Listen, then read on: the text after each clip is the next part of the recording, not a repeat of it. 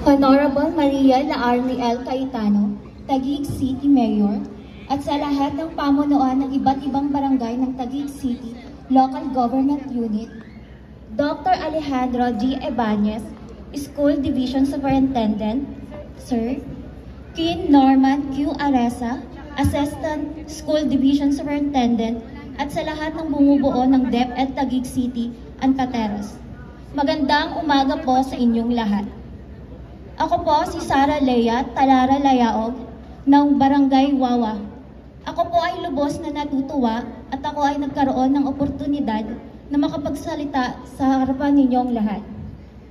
Nais kong bigyang pagpupuri ang ating Panginoong Diyos na lumikha sa kanyang pagpapala at gabay. Sa aking pamilya, anak at sa aking kapareha na nagbigay sa akin ng inspirasyon upang magpatuloy sa aking ambisyong makapagtapos sa pamamagitan ng programang Alternative Learning System ng Taguig City.